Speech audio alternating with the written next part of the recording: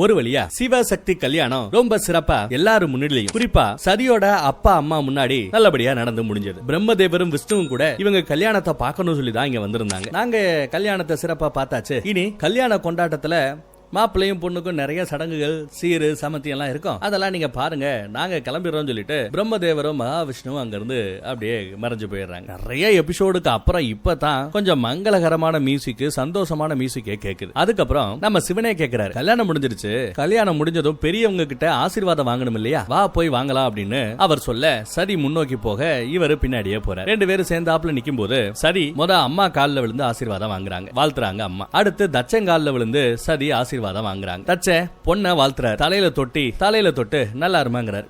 ஆனா மனசுக்குள்ள சிவனை பார்த்து, என்னையா அதான் கல்யாணம் பண்ணி வச்சிட்டேன்ல, அதுக்கப்புறமும் பெரிய இவ மாதிரி என் கால்ல விழ மாட்டேங்கிற, ஏன் சிவன் தச்சன் கால்ல விழுக கூடாதோ அப்படின்னு மனசுக்குள்ள நினைச்சுக்கிறாரு. ஜெயிச்சிட்டேன்னு அகந்தேல திரியா அப்படின்னு தச்சன் சிவனை மனசுக்குள்ள கேட்கிறாரு. இந்த ஆளு திருந்துற மாதிரியே தெரியலங்க. பொண்ணு ஆசீர்வாதம் பண்ணிட்டு விறுவிறுன்னு அங்க இருந்து கிளம்பி போயிடுறாரு. அதுக்கப்புறம் பார்த்தா பொண்ணு மாப்பிள்ள ரெண்டு பேருக்கு ஆளாத்தி எடுத்து அடுத்தடுத்த சடங்குகளையும் சனத்தைகளையும் செஞ்சுக்கிட்டு இருக்காங்க. அங்க வச்சு சதியோட அம்மா சிவங்கிட்ட, இவ்வளவு நாளா உங்க நல்ல குணம் தெரியாம போயிடுச்சு, தெரிஞ்சிருந்தா நான் ஸ்டார்டிங்லயே உங்க காதலுக்கு சப்போர்ட் பண்ணிருப்பேன், என்ன மன்னிச்சுக்கங்கன்னு மன்னிப்பே கேக்குறாங்க. உறவு முறையில் எதற்காக மன்னிப்பு அவசியம் இல்லைங்கிறாரு நம்ம சிவனும். அப்புறம் ஒரு முக்கியமான மேட்டர், உங்களுக்கு அது ஞாபகம் இருக்கா அப்படின்னு தெரியல, நம்ம சதி கிட்ட மாதங்கி துறவரம் பூண்டவங்க போனாங்க, சிவனடியாரா போனாங்க, நாடு கடத்தப்பட்டாங்க. அப்ப கூட அவங்க சொன்னாங்க, உனக்கும் சிவனுக்கும் கல்யாணம்னு ஒண்ணு ஆகும்போதுதான் இந்த மாதங்கி திரும்ப ஆடுவேன், அதுவரை நான் நாட்டியத்தை துறக்க போறேன் அப்படின்னு சபதம் சொன்னாங்க இல்லையா, அந்த சபதத்தை நிறைவேற்றுறதுக்காக இங்க வந்திருக்கிறாங்க. சொன்ன மாதிரியே கொடுத்த வாக்க காப்பாத்துறதுக்காக துறவர தோற்றத்துல இருந்து நாட்டிய நங்கை தோற்றத்துக்கு இவங்க மாறி பழையபடி நகை எல்லாம் போட்டு ஒரு அருமையான ஆட்டத்தை சிவசக்தி கல்யாணத்துக்காக அரங்கேற்றாங்க. ரொம்ப சிறப்பா இந்த பக்கம் ஆட்டம் பாட்டம் கொண்டாட்டம்னு இருக்கும்போது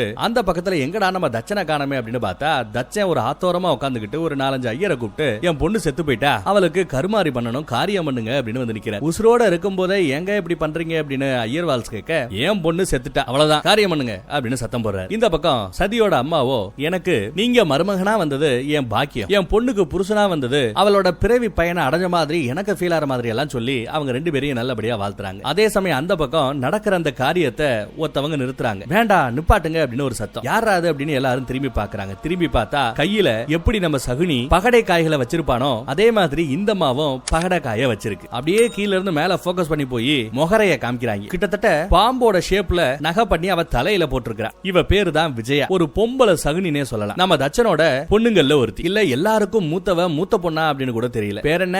விஜயா. மகளே ரொம்ப நாளுக்கு அப்புறம் பாக்குறேன், நல்லா இருக்கியா அப்படின்னு விசாரிக்கிறார். இவங்க வந்ததும் அப்பாவோட கால்ல விழுந்து ஆசீர்வாதம் வாங்கிட்டு, நீங்க தப்பு பண்றீங்க, நான் வந்தது சதிக்கு கல்யாணம் சொல்லிட்டு இன்விடேஷன் வந்துச்சு, கல்யாணத்துக்கு வரணும்னு பார்த்தேன், ஒரு நாள் லேட் ஆகி வந்தேன், வந்து பார்த்தா உசுரோட இருக்கிற பொண்ணுக்கு காரியம் பண்றீங்க, இதெல்லாம் ஒரு பெரிய மனுஷன் செய்யற செயலாது, நீங்க வளர்த்த பொண்ண நடுவுல புகுந்து அந்த சிவன் தூக்கிட்டு போயிட்டான், உங்களை தோக்கடிச்சிட்டான், அதுக்கு பலிக்கு பலி அந்த சிவனை வாங்குறத விட்டுவிட்டு நம்ம வீட்டு பொண்ணு செத்து போனதா நினைச்சு காரியம் பண்றது எந்த வகையில நியாயம்? இந்த காரியம் பண்ற மேட்டர் அப்படியே நிப்பாட்டுங்க, காரியம் பண்ணா எல்லாம் சரியா போயிடுமா? உங்க மனசை புண்படுத்தின ஒவ்வொருத்தவங்களையும் நம்ம பழி வாங்கணும், வஞ்சம் தீக்கணும், வாங்க டாடி போலாம் அப்படின்னு தச்சனை கூட்டிட்டு இந்த விஜயா கிளம்புறா. தினம் நீங்க விருப்பப்பட்டா சிவனை காயப்படுத்தலாம், தினம் அவருக்கு நரக வேதனையை காட்டலாங்கிற மாதிரி ஸ்கெட்ச் போடுறாங்க. அதுக்கு நம்ம தச்சன் என்ன சொல்றான், சிவன் தான் முற்றும் துறந்தவராச்சே, எந்த ஒரு ஃபீலிங்கும் கட்டுப்படாதவராச்சே, சோ நம்மளோட வார்த்தைகளை அவரை காயப்படுத்துவது இல்லையே அப்படின்னு சொல்றாரு. அங்கதான் ட்விஸ்ட் இருக்கு. சிவனை நம்ம டைரக்டா காயப்படுத்த முடியாது, ஆனா நாம சொல்ற வார்த்தைகளுக்கு அர்த்தம் முடிச்சு காயப்பட போறது யாரு? என் தங்கச்சி சதிதான். சதியை நம்ம காயப்படுத்தணும், அதை பார்த்து சிவனுக்கு காயம் வரும். சதி வருத்தப்பட்டா சிவன் வருத்தப்படுவார், சதி வேதனை அனுபவிச்சா சிவனும் வேதனையை அனுபவிப்பார். சோ சிவனோட குடுமி சதி கிட்ட அவளை வச்சு செய்யணுங்கிற மாதிரி ஸ்கெட்ச் போடுறானுங்க. எங்க போய் முடிய போதோ அதுக்கு நம்ம தச்சனும் சிவன் தோக்கணும், அதுக்கு நான் இந்த எக்ஸ்ட்ரீமுக்கு போறதுக்கும் தயாரா இருக்கிறதா தச்சனும் சொல்றான். அந்த பக்கம் நம்ம சதியோ சிவனை அவங்க எதிர்பார்த்த அந்த வாழ்க்கையை அந்த கல்யாணத்தை கண்டு கழிச்சிட்டாங்க. கல்யாணம் முடிஞ்சிருச்சு. அதுக்கப்புறமே எனக்கு கல்யாணம் முடிஞ்சிருச்சு, அதுவும் எல்லாரும் சாமியா கும்பிடுற அந்த சிவன் கூட கல்யாணம் முடிஞ்சிருச்சுங்கிறத என்னாலேயே நம்ப முடியலங்கிற மாதிரி சதி சிவன் கிட்ட சொல்றாங்க. சிவனோட கரங்களை பிடிச்சு தான் கண்ணத்துல வச்சுக்கிறாங்க. இந்த பரிசம் தான் எனக்கு வேணும் அப்படிங்கிறாங்க. எனக்கு சாமியும் நீங்க தான், என்ன கட்டிக்கிட்ட புருஷனும் நீங்க தான், இனி ஒரு கணமும் உங்களை விட்டு நான் பிரிஞ்சிருக்க மாட்டேன், உங்ககிட்ட ஒன்னு கேட்கணும் கேட்கட்டான்றாங்க. அவரும் கேட்க சொல்லி கேட்க, நான் உங்களை லவ் பண்ணேங்கிற மேட்டர் உங்களுக்கு தெரியும், ஆனா என்னைக்கு நீங்க என் மீது கொண்ட அந்த காதலை உணர்ந்தீர்கள் அப்படின்னு கேக்குறாங்க. என்னைக்கு உங்களுக்கு என் மீது கொண்ட அந்த காதல் திரும்பியது அப்படின்னு கேக்குறாங்க. அப்பப்ப நம்ம காதலை நினைச்சு பாப்பீங்களா அப்படின்னு கேக்குறாங்க. அதுக்கு நம்ம சிவனோ, மறந்தாதான நினைக்கிறதுக்கு, என்றுமே நான் உன் மீது கொண்ட அந்த காதல் என்னை விட்டு நீங்கியதே இல்லை, மறந்தால் தானே திரும்ப நினைப்பதற்கு நான் மறவேன், ஆண்டாண்டு காலமாக என்னோடு மனைவியாய் என்னில் பாதியாய் இருந்தவள் சக்தி, அவளின் சொரூபம் நீ, உன்னை எப்படி என்னால மறக்க முடியும் அப்படின்னு கேக்குறாரு. அதுக்கப்புறம் என்ன கல்யாணம் பண்றதுக்காக உங்களுக்கு எவ்வளவு கஷ்டம், எவ்வளவு பேர்கிட்ட நீங்க அவமானப்பட்டீங்க, அதெல்லாம் நினைக்கும் போது எனக்கு வருத்தமா இருக்கு, அழுக வருதுன்னு சொல்லிட்டு அழுகவே ஆரம்பிச்சிடறாங்க. எனக்கா அவமானமா? அந்த மாதிரி எதுவும் இல்லையே அப்படிங்கிறாரு நம்ம சிவன். என்ன எப்படி சொல்லிட்டீங்க? தச்சனோட மாளிகையில உங்களை வச்சு செஞ்சாங்களே அது எல்லாம் என்ன அவமதிப்பு தானே அப்படிங்கிறாங்க. நடக்கவிருந்த சுயம்பரத்துல கூட உங்களுக்கு இன்விடேஷன் இவங்க கொடுக்கல, அதுவும் அவமானம். உங்க மேல மலர்களை தூவி வரவேற்க வேண்டிய இவங்க உங்களை பத்தி தப்பு தப்பா பேசி ஏசி இல்லையா உங்களை கூப்பிட்டாங்க, அதுவும் ஏன் வந்தேன்னு உனக்கு கேட்டாங்க. வந்தவரை கூட ஏன் வந்தீங்கன்னு கேட்டாங்க. எங்க அப்பா நீங்க தான் சிவனே தெரியாம உங்களையே சிவனோட சிலைய ஒரு வாயில் காவலன் மாதிரி செய்ய சொல்லி மாளிகையில வைக்க சொன்னார், அதையும் நீங்க சிரிச்ச முகத்தோட செஞ்சீங்க, இது எல்லாமே அவமானம் தானே அப்படிங்கிற மாதிரி சதி சொல்றாங்க. அதுக்கு நம்ம சிவன் சொன்ன வார்த்தைகள் என்ன தெரியுமா? உறவு முறைகளுக்குள்ள என்ன அவமானம் அது இதுன்ட்டு. உறவு முறைகளுக்குள்ள மானமோ அவமானமோ பார்க்க கூடாது, பார்க்க ஆரம்பிச்சா உறவு ஒட்டாது அப்படிங்கிற மாதிரி நம்ம சிவனே சொல்றாரு. நிறைய பேருக்கான அட்வைஸ் இதுதாங்க. அப்படியே பேசிட்டு இருக்கும்போது தான் ஆமா நான் மறந்தே போயிட்டேன், நீங்க வந்ததுல இருந்து உங்களுக்கு ஒரு வாய் தண்ணி கூட குடிக்கல, அவங்க வரவேற்கல இவங்க வரவேற்கலன்னு சொல்லிட்டு நானே உங்களை சரியா கவனிக்காம விட்டுட்டேன், கொஞ்ச நேரம் இங்க இருங்க, இதோ ஓடி வந்துறேன் அப்படின்னு சதி அப்படியே அங்க இருந்து ஓடுறாங்க. ஓடி போய் சிவன் தங்குறதுக்கு ஒரு நல்ல அறைய ரெடி பண்ணணும், ரூம் ரெடி பண்ணணும் சொல்லி பாக்குறாங்க. சரி அவங்களோட ரூமுக்கே போய் அங்க இருக்கிற தூசி துப்பட்டை எல்லாம் தொடச்சு இந்த ரூம் சிவனுக்கு சரியா இருக்குமா அப்படின்னு செக் பண்றாங்க. இல்ல இது பத்தாது, இன்னும் பெரிய ரூமா இருந்தாதான் அவருக்கு சரியா இருக்கும்னு யோசிக்கிறார். விருதுநகர் மாளிகை பக்கம் போற, அங்க ஃபுல்லா இருக்கு, கெஸ்ட் நிறைய பேர் ஆக்குபை பண்ணிட்டாங்க, அவர் ரெஸ்ட் எடுக்கணுமே, அவருக்கு ஏத்த மாதிரி ஏதாவது ஒரு ரூம் ரெடி பண்ணணுமே அங்கே இங்கே அலையும் போது ரேவதி பாத்துறாங்க. என்னமா அப்படின்னு விசாரிச்சா அவங்க இந்த மாதிரி சிவனுக்காக ஒரு அறையை நான் தயார் பண்ணணும்னு ஆசைப்படுறேன், கைலாய மலைக்கு நான் போனதில்ல. அக்கா நீங்க கைலாய மலைக்கு போயிருந்தீங்கல்ல, சிவன் எப்பேற்பட்ட ஆசனத்தில் அமர்வார், சிவன் எப்பேற்பட்ட அறையில உறங்குவார், அவருக்கு பிடிச்ச இடம் எது, கொஞ்சம் நீங்க எனக்கு காமிங்களேன், வசதியா இருக்கும், எந்த இடமா இருந்தாலும் நான் அப்பாட்ட பேசி அதை அரேஞ்ச் பண்ணி கொடுக்குறேன் அப்படின்னு சொல்றாங்க சதியும். ரேவதி அவ்வளவுதான் வா அப்படின்னு கூட்டு போறாங்க. சதியை கூட்டு போய் அரண்மனைக்கு வெளியில நந்தவனம் இருக்கும் இல்லையா தோட்டப்பகுதி, அந்த தோட்டத்துக்கு கூட்டு போய் இந்த இடம் தான் இந்த அரண்மனையிலேயே உன் புருஷனுக்கு பிடிச்ச இடங்கிறாங்க ரேவதி. சதி முழிக்கிறா. என்னக்கா சொல்றீங்க அப்படின்னு ஆச்சரியத்துல கேக்குறா. ஏன் விளையாடுறீங்க, இங்க அறையே இல்லையே, ஏன் ரூம் கூட அவருக்கு சின்னதா இருக்குமே சொல்லிட்டு நான் யோசிச்சுக்கிட்டு இருக்கேன், நீங்க என்னடா வெட்ட வெளியில கொண்டு வந்து இதுதான் சிவனுக்கு பிடிக்கும்னு சொல்றீங்க அப்படின்னு கேக்குறாங்க. அரண்மனை மாப்புல கொல்லப்புறத்துல தோட்டத்துல தங்குறதா கூடவே கூடாதுங்கிறாங்க சதிதேவி. இல்லம்மா இதுதான் சிவனுக்கு பிடிக்கும், எதுவுமே நிரந்தரம் இல்லைன்னு சொல்றவர் அவர். கைலாய மலையில எப்படி இருக்குன்னு கேட்டையே இப்படித்தான் இருக்கும். கைலாய மலை அப்படிங்கிறது ஒரு திறந்த இடம், அங்க அரண்மனையோ மாட மாளிகையிலோ இருக்காது, இப்படிதான் ஓபனா இருக்கும், மரத்தடியில தான் அவர் ரெஸ்ட் எடுப்பாப்ல. ஓ அப்படியா, அப்ப சிவனுக்கு சொந்தமா அரண்மனை இல்லையா அப்படின்னு சதி விசாரிக்கிறாங்க. இல்ல அங்க நுழைவாயில் கிடையாது, கோட்டை சுவர்கள் கிடையாது, கோட்டையும் கிடையாது, அலங்காரம் கிடையாது, அப்பேற்பட்ட அரண்மனையிலையும் மகாதேவர் தங்க மாட்டார் அப்படிங்கிறாரு ரேவதி. அவருக்கு இந்த இடம் தான் பிடிக்கும், இங்கேயே அவர் இளைப்பாறுவதற்கு தேவையான வசதிகளை செய்து விடு அப்படிங்கிறாங்க ரேவதி. சுத்தி முத்தி பார்த்துட்டா அங்க ஒரு பாறைக்கல்லு கிடக்கும், அதுதான் சிவனுக்கு ரொம்பவே பிடிச்ச ஆசனம் அப்படின்னு சொல்லி அதை காமிக்க அதை பார்த்த இவங்களுக்கு அடுத்த ஷாக்கு. என்ன வெறும் கல்ல காமிச்சு சிம்மாசனங்கிறீங்க அப்படிங்கிறாங்க. எஸ், பாறை கற்கல்ல தான் சிவன் அமருவார், பாறை கற்களே அவருக்கு சிம்மாசனம் அப்படிங்கிறாங்க. சதி முழிக்கிறா. இந்த கல்லு மேல மலர்களை தூவி அவர் உட்கார்றதுக்கு வசதி பண்ணி கொடுக்கலாம் அப்படிங்கிறாங்க ரேவதி. அவருக்கு அது பிடிக்குங்கிறாங்க. பாறை அங்க பெருசா இருக்கும். என்னக்கா சொல்றீங்க, இந்த பாறை நிறைய மலர்களை தூவணும்னா அவ்வளவு மலர்களுக்கு நாம எங்க போறது அப்படிங்கிற மாதிரி நம்ம ரேவதி சொல்ல, அத அங்க இருந்த அந்த மரங்கள் கேட்டுடுச்சோ என்னவோ, அடுத்த செகண்ட் பட்டு போய் கிடந்த அந்த மரங்கள் எல்லாம் திடீர்னு பூத்து குலுங்க ஆரம்பிச்சிருச்சு. அதிசயம், எல்லா மரங்கள்லயும் மலர்கள் அப்படியே பூத்து குலுங்க ஆரம்பிக்குது, மலர்களாலேயே மலைய பொழிய வைக்குது. பாறை என்ன பாறை, சிவன் நடந்து வரக்கூடிய அந்த பாதையே மலர்களால இப்ப நிரம்பி கிடக்கு. தச்சனோட அரண்மனை கொடுக்காத ஒரு வரவேற்ப அவரோட தோட்டத்துல இருக்கிற இந்த மரங்கள் கொடுக்கிறது. சதி அதை பார்த்து சந்தோஷப்படுறாங்க. ஃபுல்லா அப்படியே பூக்களாலேயே அந்த இடமே நிரம்பி வழியுது. இது எப்படி சாத்தியம்னு முழிக்கிறாங்க. மலர்களை கையில தூக்கி பார்த்து சந்தோஷப்படுறாங்க. அப்படியே மலர்களை எடுத்து எடுத்து அந்த பாறைகள் அப்படியே போட்டு அலங்கரிக்கிறாங்க. ஆனா இது எப்படி சாத்தியம், எனக்கு ஒன்னும் புரியவில்லையேங்கிற மாதிரி சதி சொல்ல, அப்போ ரேவதியோட புருஷன் நம்ம சந்திரன் இங்க வந்து இறங்குறாரு. இனி நீங்க சாதாரண ஆள் இல்ல, உலகையே கட்டி ஆளும் சிவனோட பொண்டாட்டி, அதனாலதான் சிவனோட ஆளுமைக்கு உட்பட்ட அத்தனை இயற்கை வசதிகளும் இயற்கை விஷயங்களும் உங்களுக்கு கட்டுப்படுகின்றன அப்படிங்கிறாரு சந்திரன். அப்புறம் சிவனுக்கு ரொம்ப பிடிச்சது மரங்களுக்கு இடையே இருக்கிற அந்த ஊஞ்சல் கட்டு ஆளாடாங்க பாத்தீங்களா, அந்த மாதிரி ஊஞ்சல் சிவனுக்கு பிடிக்கும் அப்படின்னு சந்திரன் சொல்றாரு. அப்படியா, ஊஞ்சலா, ஊஞ்சலுக்கு கயிறு கயிறெல்லாம் வச்சு ரெடி பண்ணணுமே, அந்த ஐட்டங்களும் இல்லையே அப்படிங்கிற மாதிரி சதி சொல்ல, சதி சொன்ன அடுத்த கணமே மரங்கள்ல இருந்து தானாவே அப்படியே கிளைகள் படர்ந்து வந்து சிவனுக்கு ஏத்த மாதிரியே ஒரு ஊஞ்சலை தானா உருவாக்கி கொடுக்குது. அதை பார்த்த சதி ஆச்சரியப்படுறா, சந்தோஷப்படுறா. அதை இன்னும் மலர்கள் சூடி அந்த ஊஞ்சலை ரெடி பண்ணி சிவனை இங்க கூட்டு வா, இப்ப கரெக்டா இருக்கும் அப்படிங்கிறாங்க ரேவதி. உடனே இவங்களும் ஓடி போய் சிவனை கூட்டு வந்து அவங்களுக்காக அலங்கரிக்கப்பட்டு ரெடியா இருக்கிற அந்த ஊஞ்சலை காட்டுறாங்க. பூத்து குலுங்குற இந்த மலர்கள், அங்கங்க இருக்கிற இந்த இலைகள், இது எல்லாம் அவருக்கு ரொம்பவே பிடிச்சு போச்சு. அதே சமயம் அந்த பக்கத்துல சிவ சக்தி கல்யாணத்தை பத்தி தாரகாசுரன் கிட்ட வந்து அப்டேட் கொடுக்கிறது யாரு, சக்ரிவே அப்டேட் கொடுக்குறான். இந்த மாதிரி கல்யாணம் ஆயி போச்சு. அதை கேட்டு நம்ம தாரகாசுரன் என்ன பண்ணணும் தெரியாம முழிக்கிறாரு, சத்தம் போடுறாரு. இவ்வளவு தூரம் போயிருக்க கூடாது அப்படி அப்படிங்கிறாரு. அங்க இன்னொருத்தவனும் இருக்கான், இவனு ஒரு அசுரன் தான். இவனை தான் தேல் மாதிரி உருவத்துல மாத்தி நம்ம தாரகாசுரன் அனுப்பி வச்சான் சதியை கொல்றதுக்காக. நடுவுல சிவன் வந்து அந்த தேல் சக்திக்கு நடுவுல தன்னோட சூலாயுதத்தை அப்படியே சுழட்டி அடிப்பாரு. அந்த இடத்துலயே ஸ்பாட்லயே அவுட் நினைச்சோம். ஆனா அதுக்கப்புறம் என்ன இருக்கு, அந்த சூலாயுதம் இவனோட உருவம் மாறும் அந்த சக்தியை மட்டும் உருவிட்டு போயிருச்சு போல, உசுர விட்டு போயிருக்கு. அதனாலதான் உசுரோட வந்து பேசிட்டு இருக்கேன். பட் நினைத்த உருவத்துக்கு மாறும் அந்த சக்தியை நான் இழந்துட்டேன். அந்த சக்தியை திரும்ப கொண்டு வரதுக்கு இன்னும் எத்தனை ஆண்டுகளா தவம் செய்யணுமோ தெரியல. சிவனோட பாதுகாப்புல இருக்கிற அந்த சதியை இனி எதுவும் செய்ய முடியாது. சிவன் இருக்கும் வரை சதியை சாய்ப்பது சாத்தியமில்லை அப்படிங்கிற மாதிரி அந்த அர்த்தம் பேசுறேன். போது நிறுத்தியா, சும்மா சக்தி போச்சு சக்தி போச்சுன்னு கத்திக்கிட்டு இருக்க. ஒரு கால் சிவ சக்திக்கு ஒரு குழந்தை பிறந்தா ஏன் உசுரே போயிரும், அதை பத்தி யாராவது பேசுறீங்களா அப்படின்னு சத்தம் போடுறாப்ல. இப்ப என்ன பண்றது,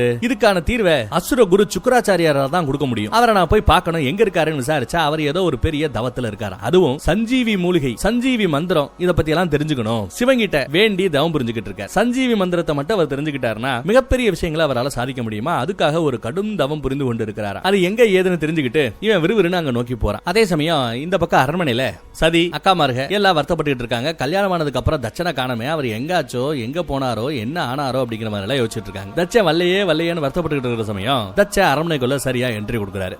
அதுவும் கூட வர்றது யாரு, அந்த விஜயாக்கா வராங்க. விஜயாக்காவை பார்த்ததுமே எல்லாரும் ஓடி போய் அக்கா அப்படின்னு கட்டி பிடிச்சுக்கிறாங்க. அம்மாவும் தன் பொண்ணை வரவேற்கிறாங்க. என்னடி லேட்டா வந்துட்ட, நேத்தே வந்திருந்தா கல்யாணத்தை பார்த்திருக்கலாம்ல அப்படின்னு கொஞ்சம் யதார்த்தமா பேச, அதுக்கு இந்த அம்மா கொஞ்சம் பதார்த்தமா, அதனால என்ன இன்னும் நிறைய செய்ய வேண்டிய சடங்கு சம்பிரதாயம் எல்லாம் இருக்குல்ல, அதெல்லாம் நானே என் கையால பண்றேன் அப்படிங்கிற மாதிரி பேசி கவர் பண்றாங்க. இந்த பக்கம் அம்மாவோ தச்சங்கிட்ட எங்க போனீங்க, கல்யாணம் முடிஞ்சதுக்கு அப்புறம் ஏகப்பட்ட விஷயங்கள், அதை எப்படி செய்யறது இதை எப்படி செய்யறதுன்னு ஏகப்பட்ட கேள்வி கேட்டாங்க. நீங்க இல்லாம என்னால சரியா முடிவே எடுக்க முடியல, இருந்திருந்தா எவ்வளவு வசதியா இருந்திருக்கும் அப்படிங்கிற மாதிரி அம்மா கேட்க, கல்யாணம் மட்டும் ஏன் விருப்பப்படியா நடந்தது, உங்க இஷ்டப்படிதான் நடந்துச்சு. அதே மாதிரி இந்த சடங்கு சம்பிரதாயத்தையும் உங்க விருப்பப்படியே செய்யுங்க அப்படிங்கிறாரு தச்சன். ஆக்சுவலி நம்ம விஜயா என்ன சொல்லி நான் கூட்டு வந்திருப்பாரு தச்சனை, வெளி உலகத்தை பொறுத்தவரை நீங்க உங்க பொண்ணு மேல மருமக மேல ரொம்ப பாசத்தோட நல்லபடியா நடந்துக்கிற மாதிரி நடிங்க, உள்ளுக்குள்ள வஞ்சமத்து சரியான ஒரு தருணம் கிடைக்கும் போது தீர்த்துக்கிறதுக்கு ரெடியா இருங்க அப்படின்னு சொல்லி கூட்டு வந்தாங்க. ஆனா தச்சனோட இயல்பு அப்படியே மனசுல இருக்கிறத வெளியே காமிக்கிறார், கோவத்தை கொப்பளிக்கிறார். இதெல்லாம் செட் ஆகாதே, ஏன் இந்த மனுஷன் இப்படி பண்றாருங்கிற மாதிரி விஜயா பாக்குறாங்க. டாடி நிப்பாட்டுங்க, என்னதான் உங்களுக்கு உங்களோட விருப்பம் இல்லாம இந்த கல்யாணம் நடந்திருந்தாலும்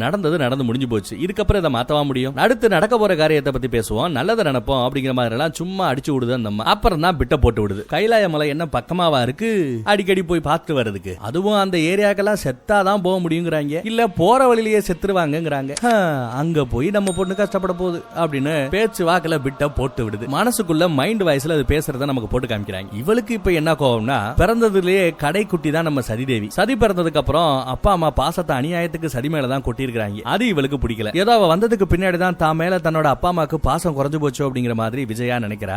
அதுக்கு பழிக்கு பழி வாங்கணும்னு பாக்குறா. சோ இவளோட அல்டிமேட் கோல் சிவன் கிடையாது, சதிதான். சதியை வச்சு செய்யணும் அப்படின்னு விஜயாவும், சிவனை வச்சு செய்யணும் அப்படின்னு தட்சனும் முடிவு பண்ணிட்டாங்க. இதுல இவங்க ரெண்டு பேரும் கூட்டணி வேற. இவள ஒரு பொம்பளை சகுனின்னு ஏற்கனவே சொன்னேன். சோ இவ எப்படி எல்லாம் ஸ்கெட்ச் போட்டு என்னெல்லாம் கூத்து பண்ண போறாளோ தெரியல. இது எதுவுமே தெரியாம அந்த பக்கத்துல அந்த புதுமண தம்பதிகள், புதுசா கல்யாணமான அந்த ஜோடி ஊஞ்சல் ஆடிக்கிட்டு ஜாலியா பேசிட்டு பழகிட்டு இருக்காங்க. அப்ப அந்த விஜயா வர, விஜயாவை பார்த்ததும் அக்கா அப்படின்னு ஓடி வந்து சதி முன்னாடி நிக்கிறா. கால்ல விழுகலையா, என்னமா அது கல்யாணம் ஆகி ஒரு நாள் தான் ஆச்சு, அதுக்குள்ள பிறந்த வீட்டுல இருக்க எல்லாரையும் மறந்துட்டியா அப்படின்னு குத்தி காமிக்குது. சரி ஏதோ நீங்க இங்க இருந்து போறதுக்குள்ள உங்களை பார்க்க முடிஞ்சது, அது வரைக்கும் சந்தோஷங்குது நம்ம. ஏன்னா ஒரு கால் நீ கைலாய மலைக்கு புகுந்த வீட்டுக்கு போயிட்டேன்னா அதுக்கப்புறம் உன்னை என்னால வந்து பார்க்க முடியாது இல்ல. கைலாய மலையோட மலை சரிவுங்கிறது ரொம்ப செங்குத்தா இருக்குமாமே, 10 பேர் ஏறினா 7 பேர் கீழே வந்து செத்து போயிடுவாங்களாமே. பொதுவா கைலாய மலையை போய் சேரணும் அப்படின்னு ஒருத்தவங்க முடிவு பண்ணாலே வாழ்வோட முடிவுக்கு அவங்க வந்துருவாங்களாமே, அப்படி இப்படின்னு அவசகனமா பேசுறா. எல்லாத்தையும் நம்ம சிவன் நோட் பண்ணி சிரிச்ச மாதிரியே இருக்கார். ஐயோ நான் கொஞ்சம் அவசகனமா பேசுறேன்ல, நான் அப்படி தாங்க வாய திறந்தா ஏதாவது ஏட்டிக்கு புட்டியா பேசுறேன், மன்னிச்சுக்கங்க சிவனே அப்படின்னு சிவன் கிட்ட மன்னிப்பு கேட்கறாங்க. அதுக்கப்புறம் நம்ம சிவனை பார்த்து,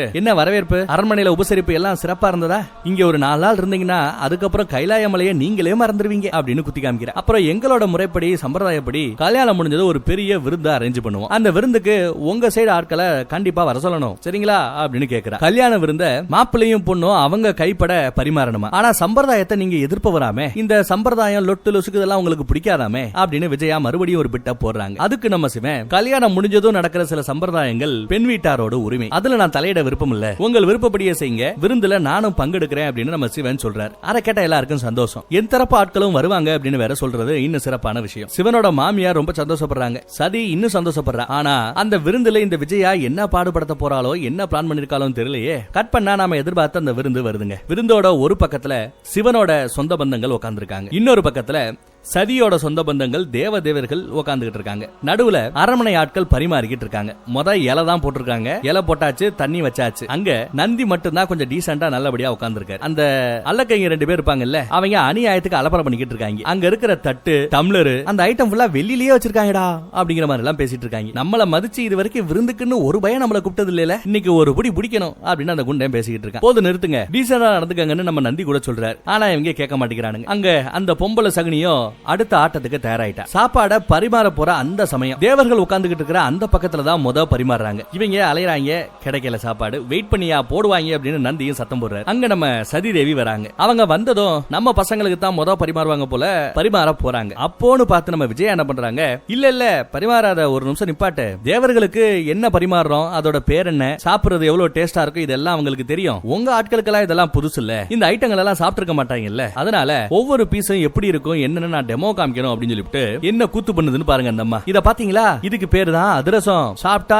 இனிக்கும் அப்படின்னு நாய்க்கு பிஸ்கட்டை காமிப்பாங்க பாத்தீங்களா, அந்த மாதிரி காமிக்கிறா. தூய்மையான நெய்யால செய்யப்பட்டதா, சாப்பிட்டா அப்படி டேஸ்டா இருக்குமா, அது இதுன்னு சொல்லி அவங்கள தூண்டி விடுறா. அதுலயும் குண்டங்கிட்ட இந்த புடி அப்படின்னு நீட்டுவா, அவன் பிடிக்க பாப்பான், விசுக்குன்னு தூக்கிடுவா. நாயகி கிட்ட விளையாடுற மாதிரியே விளையாடுறா. அதுக்கப்புறம் லட்டை எடுத்துக்கிட்டு இதுக்கு பேரு தான் லட்டு, சாப்பிட்டா தேனாமிர்த மாதிரி இருக்கும் அப்படின்னு சொல்லி அவங்க முன்னாடியே அந்த பக்கம் இந்த பக்கம் நீட்டிக்கிட்டே இருக்கா. அதுலயும் நம்ம குண்டன் பசியில வேற இருக்கானா, பாயணும்னு பாக்குறேன், அதையும் கொடுக்க மாட்டேங்கிறா, தூண்டி விடுறா. இதெல்லாம் பார்த்து இந்திரனே முகஞ்சொலிக்கிறாரு. இந்த பக்கம் சதியும் என்ன பண்ணணும் தெரியாம முழிக்கிறாங்க. அதுக்கப்புறம் லட்டையும் எடுத்து வச்சுட்டு கடைசியா இதுக்கு பேரு தான் பாயாசம், எப்படி நறுமண வீசுன்னு மோந்து பாருங்களேன் மூக்குக்கு நீட்டுறா. குண்டனை இன்னும் டெம்ப்ட் பண்ணி விடுறா. இந்த பாயாசத்துல நாங்க தேனெல்லாம் போட்டு ரெடி பண்ணி இருக்கோம் தெரியுமா அப்படி இப்படின்னு இது பண்ண குண்டன் இதுக்கப்புறமும் தாக்கு பிடிக்க முடியாம விசுக்குன்னு அந்த அம்மா கையில இருந்து அந்த பாயாசத்தை புடுங்கிடுற. அவன் புடுங்கினதும் பக்கத்துல இருந்தவங்க எனக்கு குடுறா அப்படின்னு அதை புடுங்குறாங்க. இன்னொருத்தவன் எனக்கு குடுறான்னு புடுங்குறான். எல்லா பேருக்கும் வரிசையா பரிமாற இருந்தாங்கன்னா இந்த பிரச்சனை வந்திருக்காது. அப்படி பரிமாற நம்ம சதி தயாரா இருக்கும் போது நடுவுல புகுந்து டெமோ காமிக்கிறன்ற பேர்ல இப்படி அடிதடிக்குள்ள அட்டகாசம் பண்ண வச்சுட்டா